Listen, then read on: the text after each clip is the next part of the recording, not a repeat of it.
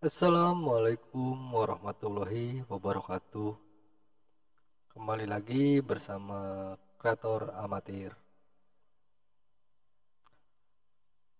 Kali ini kita akan dengarkan cerita Dewi kembali tentang pengalamannya dan yang diceritakan oleh korbannya kepada Dewi.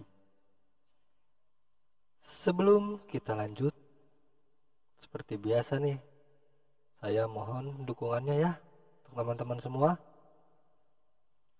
Dan sebelum kita lanjut juga, langkah baiknya kalau kita berdoa. Kita akan berdoa menurut kepercayaan masing-masing. Berdoa mulai.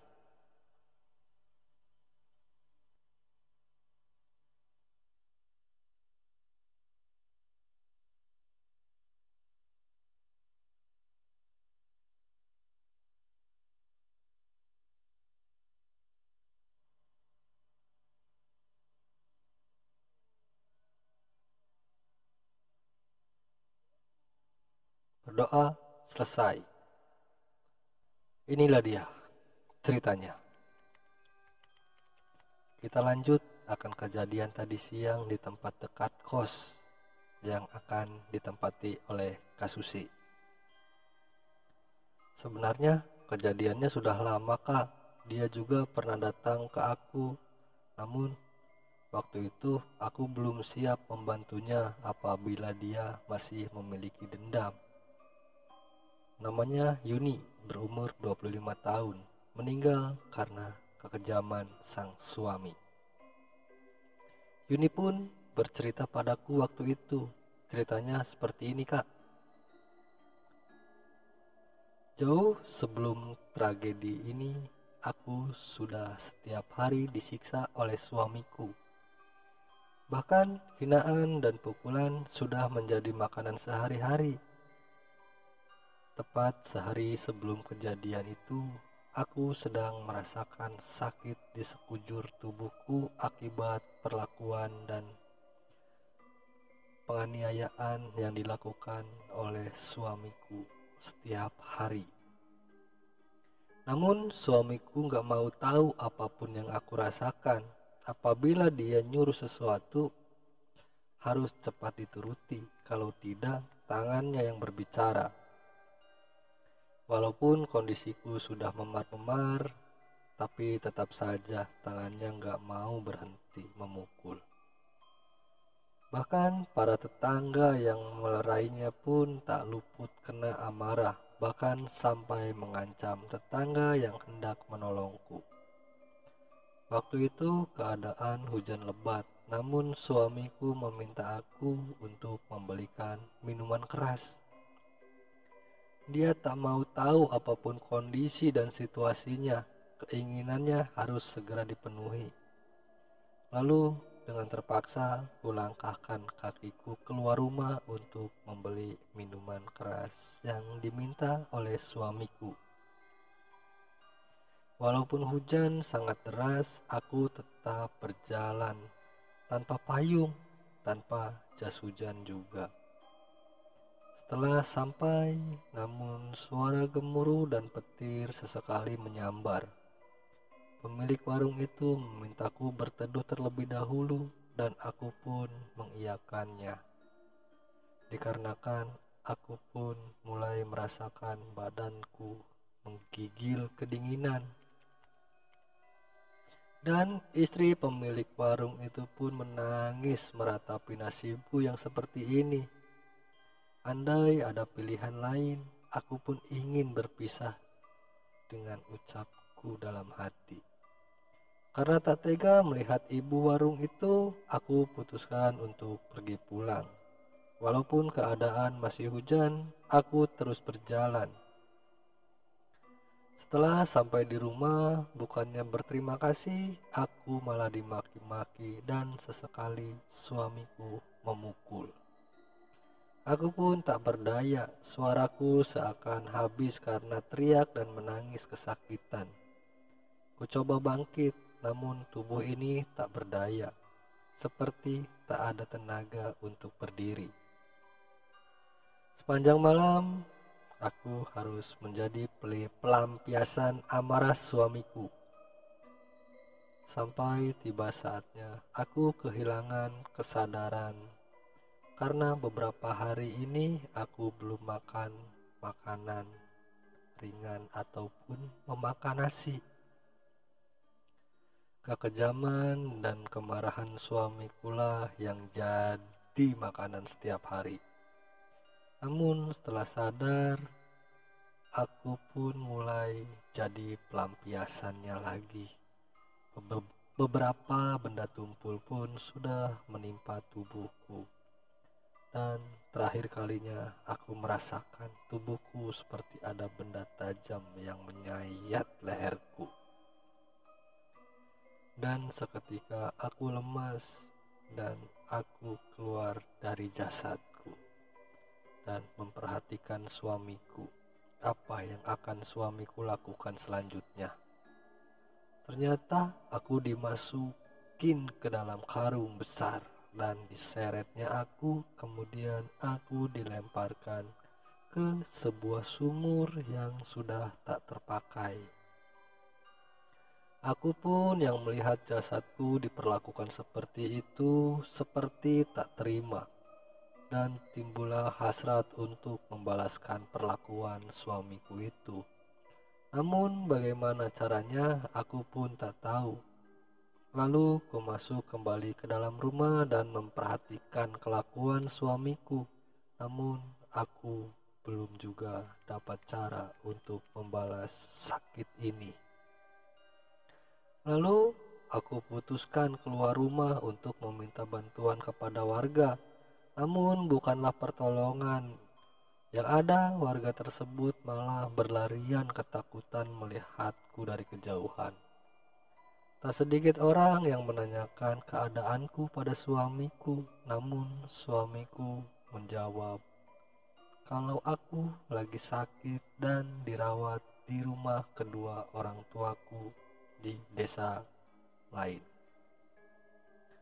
Betapa sakitnya aku mendengar keterangan suamiku itu. Lalu kuputuskan untuk mencari seseorang yang bisa membalaskan dendamku pada suamiku, yaitu menemui kamu. Namun setelah aku ceritakan semuanya, kamu malah menolak permintaanku. Dengan sedikit kecewa, aku pun kembali ke kampung itu untuk membalaskan dendamku sendiri. Berhari-hari ku coba menampakkan wujudku pada suamiku, namun sepertinya aku tetap tak bisa. Terus berulang ku coba. Beberapa hari kemudian, aku mulai bisa menampakkan wujudku. Namun suamiku tak takut sama sekali dengan wujudku. Entah karena apa, aku pun tak tahu. Mungkin karena efek alkohol atau karena apa, aku pun belum tahu. Dalam keadaanku yang sudah mati pun suamiku masih berani memaki-makiku. Semakin dalamlah dendamku pada suamiku. Namun ku tinggalkan suamiku untuk saat ini. Keesokan malamnya aku pun mulai menampakkan wujudku lagi di hadapannya. Namun malam itu suamiku seperti ketakutan dengan melihat wujudku. Dapat kupastikan kemarin malam karena efek minuman keras, jadi suamiku tak takut apapun. Seketika suamiku berlari menjauh dariku. Namun ku tak mau membiarkan dia bebas berkeliaran. Kuikuti kemana dia pergi dan kuhantui dia sampai merasakan apa yang aku rasakan.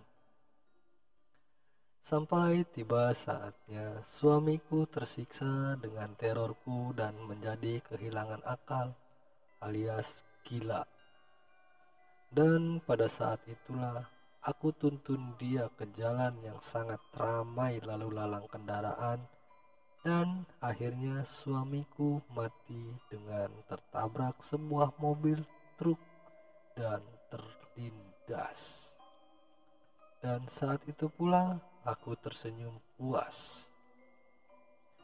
penderitaanku akhirnya bisa kamu rasakan, dalam ucapku. Kemudian aku kembali ke rumah itu. Namun apalagi yang harus aku lakukan di rumah itu, karena tak ada lagi yang harus kulakukan di rumah itu. Makanya aku berjalan mencarimu lagi untuk mengangkat jasadku yang berada di dalam sumur. Dan kujelaskan kembali bahwa tujuanku di dunia ini sudah selesai. Begitulah cerita dari Yuni, korban kekejaman sang suami. Sekarang kita kembali ke Dewi. Pas kita berada di tempat kos itu, aku kembali mendengar suara yang memanggilku, Kak. Makanya aku pamit sama kakak dan berlalu. Lalu kutemui almarhum Yuni dan segera ku minta bantuan ayah temanku yang polisi itu untuk datang ke tempat itu. Sebelum polisi itu datang, aku terlebih dahulu sudah ada di tempat itu.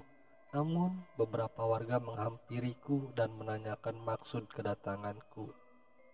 Aku pun bertanya rumahnya Yuni, dan aku pun diantar oleh warga di sana. Yuni nuju teu damang neng di bumi sepuhna, kata salah satu warga di sana. Lalu suaminya di mana, Bu? Kataku. Suaminya edan. Beberapa hari setelah mengantarkan Yuni ke rumah orang tuanya, dan kemudian dia meninggal karena ketabrak mobil di jalan. Aku pun tak membahas semua kejadian yang menimpa Yuni. Singkat cerita, tak berselang lama, para polisi pun datang. Seketika warga kaget dengan kedatangan para polisi itu. Tak sedikit yang bertanya-tanya, sebenarnya ada apa ini? Kata salah satu warga. Ada salah satu bapak bertanya kepadaku. Sebenarnya aya naon neng ieu teh? Tanya Pak Kosim. Nanti bapak akan tahu kenyataannya, jawabku. Aku pun mendekati ayahnya temanku dan menunjukkan tempatnya. Om, ikut aku ya, kataku pada Om Jaya. Ya, namanya Om Jaya. Iya neng, tunjukin aja, kata Om Jaya. Lalu ku berjalan menuju ke sebuah kebun yang tak terurus dengan petunjuk Yuni. Dan tepat di setumpukan sampah terdapat sumur yang sudah tak terpakai, dan kutunjukkan di dalam sana Om mayatnya.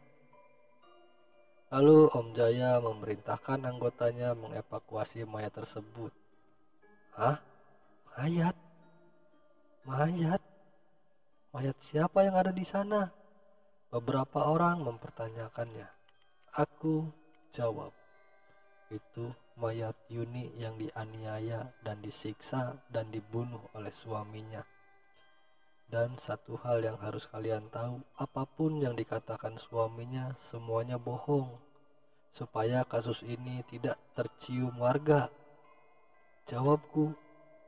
Lalu jasad Yuni dibawa ke rumah sakit untuk diotopsi dan nanti akan dimakamkan di kampung halaman orang tuanya.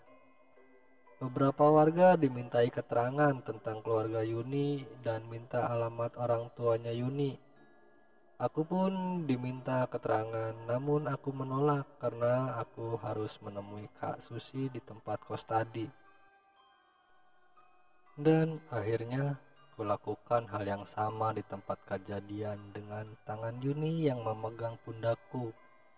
Kusuruh anggota Om Jaya untuk memegang kedua tanganku. Bahkan ada warga yang hendak menjadi saksi pun ikut memegang tanganku. Dan akhirnya warga itu pun percaya akan kejadian ini.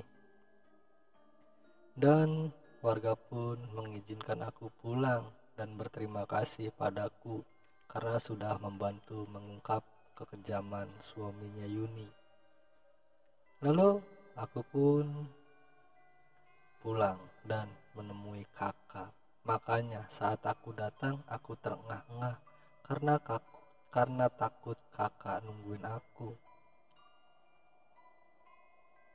Sudah kan, sekarang aku pamit ya. Aku tidur, udah ngantuk. Lagian udah malam juga. Lihat tuh, udah jam 12 lebih, kataku pada Kak Susi. Lalu aku pun keluar kamar dan masuk ke dalam kamarku untuk tidur. Sebelum aku tidur, aku seperti mendengar suara dua orang wanita memanggil-manggilku, namun tak kuhiraukan karena aku merasakan lelah dan capek dan ingin beristirahat untuk tidur. Mungkin nanti besok sajalah aku temui mereka. Lagian malam ini juga aku udah ngantuk banget. Dan begitulah ceritanya yang dialami oleh Dewi.